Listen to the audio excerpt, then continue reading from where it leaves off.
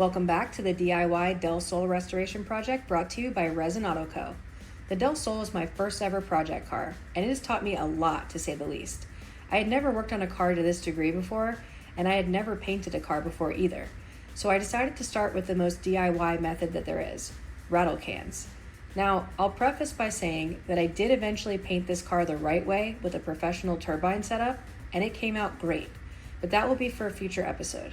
For this episode, as well as for the next several episodes, I'm going to show you what I learned and the results that I got from each painting session so that you can save time and money and decide for yourself which method will be best for you, your budget, and your car.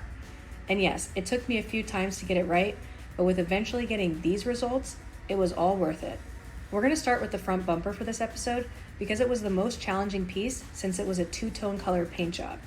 The first thing I did was wash the bumper with regular car soap and water, which I don't have footage of for some reason, but I do have footage of me washing the rear bumper for context. Once it was dry, I sanded the bumper with some 400 grit sandpaper, being super careful around any of the reflectors so that they didn't get damaged. You can tape them and change the tape out before you paint so that the dust doesn't stick to the tape and then to your bumper for a layer of protection if you want. I just didn't for some reason, but I probably should have. From there, I taped off the reflectors using one of the two types of tape that I found to be really easy to use and have good adhesive. This green tape is super adhesive and easy to cut with a flat razor. Everything I used for this project is in my build sheet, which you can download for free using the link below. With the reflectors taped and protected, I primed the bumper with this sandable primer.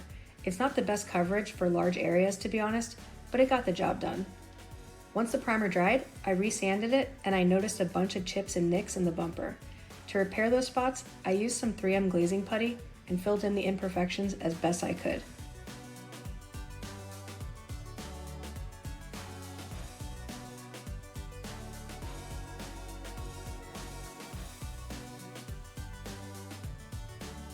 Once that was dried and cured, I sanded the spots down, re-cleaned the bumper with isopropyl and a microfiber towel, and taped off the area around the grille so that I could repaint it black.